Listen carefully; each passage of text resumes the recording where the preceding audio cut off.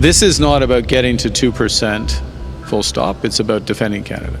Our ability to defend Canada is not at a point in time. It's going to require a sustained investment. And as I said in my remarks this morning... Canada's like a hockey game. Fast, fierce, and full of heart. I'm David from Politically Canadian, and this week, from June 8th to 14th, 2025, our nation faced a blazing wildfire crisis. A bold NATO spending promise from Prime Minister Mark Carney, and a gut-wrenching boating tragedy in North Vancouver. This is our weekly Sunday recap that dives deep into the stories shaping our home, with politics front and center to keep it spicy. Ready to unpack it? Hit that subscribe button, grab a fudge, and let's skate through the headlines that matter. First, let's face the fire, literally. Wildfires are scorching Canada, with 256 blazes raging across British Columbia, Alberta, Manitoba, and Ontario by June 14th. 38,000 people have been evacuated since May, and the numbers keep climbing. In British Columbia, a massive fire near Dawson Creek hit 200,000 hectares. Think 500,000 hockey rinks. Manitoba is under an extreme fire danger warning. And on June 12th, ministers Eleanor Olszewski, Tim Hodgson, Julie DeBrusen, and Mandy Golmasty warned of scorching temperatures through August. The Canadian Armed Forces are airlifting communities like Sandy Lake, Ontario to safety, but last year's $8.9 billion in insured wildfire damage could be dwarfed this season. This is our land, our people under siege. You can help, donate to wildfire relief, or spread the word. Every bit counts.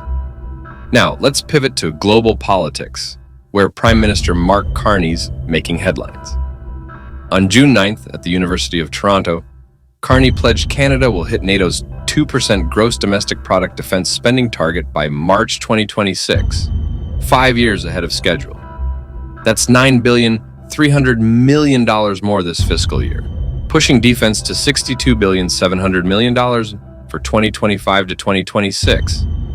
U.S. Ambassador Pete Hoekstra called it a NATO game changer, but some question if it's a dodge to ease U.S. tariff pressures. Carney's playing 4D chess, eh? He's also eyeing European Union defense ties to reduce reliance on the U.S., especially with President Trump's shadow looming. Speaking of Trump, let's talk tariffs. On June 13th, the U.S. court struck down parts of Trump's 50% steel and aluminum tariffs, a win for Canada's $65 billion export sector. Carney's team is prepping retaliatory measures, and Ontario's steel towns like Hamilton are bracing for impact. A June 5th Globe and Mail cartoon nailed it. Our auto industry's fate hinges on outsmarting Trump's trade war. Economists warn a recession could hit if tariffs stick. My wallet's sweating just thinking about it. But the political heat doesn't stop there. On June 10th, Conservative leader Pierre Poilievre, now running for a by-election in Alberta's Battle River Crowfoot, demanded a cap on immigration, claiming Canada's population growth, 40 million and counting, is out of control.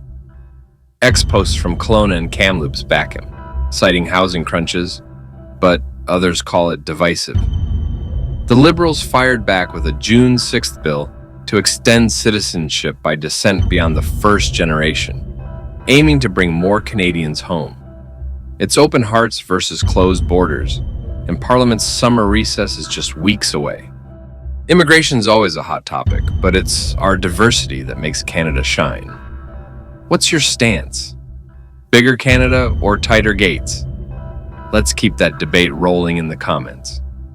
Now, for a story that cuts deep, on June 7th, a speedboat slammed into an inflatable tube carrying 2 children at Kate's Park in North Vancouver, killing one and injuring the other. North Vancouver RCMP suspects speed and alcohol were factors. Corporal Mansour Sahak's calling for witnesses, and the community's rallying around the family. It's a stark reminder to stay safe on our waters. This one hurts. Let's honor that child's memory by demanding better safety rules. Our thoughts are with North Vancouver, switching gears Canada posts labor dramas delivering headaches. On June 12th, 55,000 workers geared up to vote on the company's final offer after rejecting binding arbitration.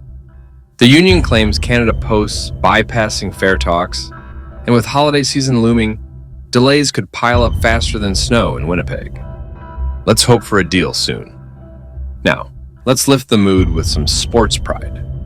On June 13th, at the Canadian Track and Field Trials in Montreal, Andre DeGrasse blazed through the 100-meter sprint, clocking 9.9 seconds to qualify for the 2025 World Championships.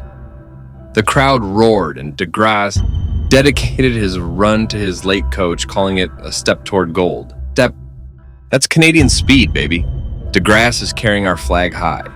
All right, one more story. Healthcare's getting a boost. On June 11th, Health Minister Mark Holland announced $1.5 billion to expand mental health services in Alberta and Saskatchewan, targeting youth and Indigenous communities. It's part of a 10-year plan to cut wait times, but critics on X say it's a drop in the bucket for rural access. Progress? Or PR move, you tell me? From wildfire evacuations to NATO pledges, trade battles to track triumphs, this week tested Canada's spirit. These aren't just news clips. They're our lives, our values, our fight to stay united. So, what's got you talking? Carney's defense plan, the tariff tango, or that tragic crash? Drop your thoughts below, share this video with your friends, and subscribe to Politically Canadian for your weekly dose of news with heart. We're here every Sunday, breaking it down like a good old shinny game. Canada's not just a country, it's a promise to rise together, whether we're battling blazes or cheering our sprinters.